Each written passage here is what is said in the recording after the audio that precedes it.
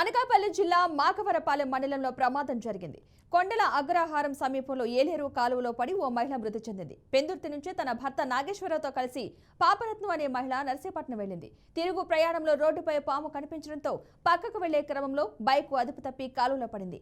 ఈత రావడంతో నాగేశ్వరరావు బయటపడ్డాడు. స్థానికుల సహాయంతో మృతదేహాన్ని వెలికితీశారు.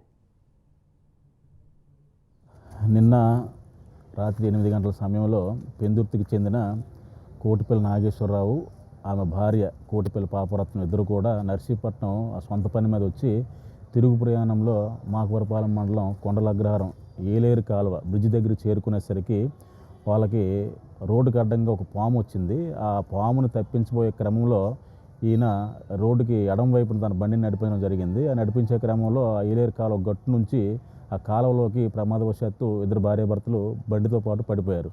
ఆ సమయంలో ఈయనకి ఈత రావడం వల్ల ఈయన ఈత కొట్టుకొని ఒడ్డుకి చేరుకున్నాడు. ఆ భార్యకి ఈత రాదు, ఆవిడ మునిగిపోయి చనిపోవడం జరిగింది. ఆ సమయంలో అక్కడే ఉన్న ఒక ఇద్దరు స్థానికుల సహాయంతో వెతికి ఈ భర్త కూడా ముగ్గురు కలిసి ఆ బాడీని ఒడ్డుకు చేర్చడం జరిగింది. అప్పటికే ఆమె మృతి చెందింది. దీని మీద రిపోర్ట్ తీసుకున్నాం, ఎంక్వైరీ చేస్తున్నాం. దర్యాప్తు జరిపి